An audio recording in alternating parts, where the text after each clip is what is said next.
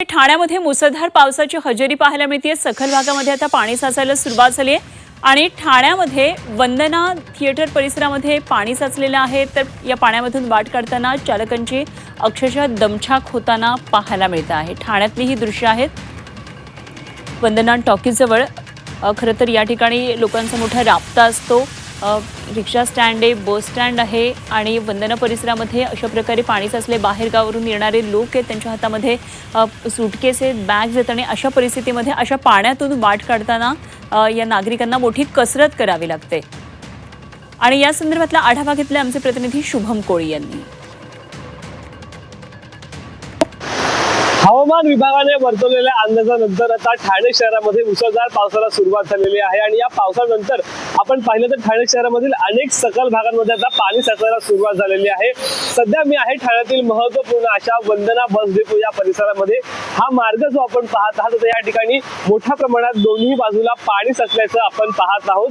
प्रशासनाच्या माध्यमातून या ठिकाणी एक भला मोठा सेशन पंप जरी लावला असला तरी तो देखील या ठिकाणी निकामी पडत असल्याचं आपण थेट या दृश्यांच्या माध्यमातून पाहत आहोत।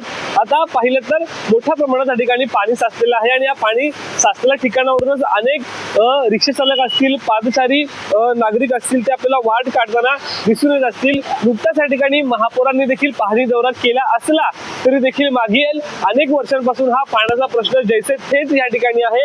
आपण पाहतो अनेक दुचाकीस्वार या ठिकाणी आपल्याला याच पाण्यातून वाट काढताना दिसून असतील, त्यांची देखील मोठी दमछाक या ठिकाणी होताना आपल्याला दिसत असेल। आणि त्याचबरोबर हा बस डेपो जो आपण या ठिकाणी पाहत आहोत या ठिकाणाहून अनेक महाराष्ट्रामधील तळागाळात जे आहेत बसेस जात असतात आणि त्याचाच एक मोठा फटका आता ह्या पाणी साचल्यानंतर ह्या संपूर्ण परिसरामध्ये निर्माण होऊ लागलेला आहे।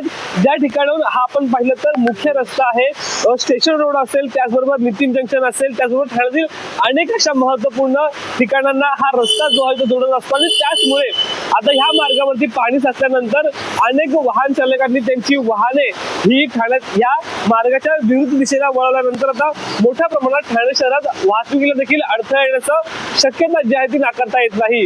शुभम कोळी, झी मीडिया, ठाणे।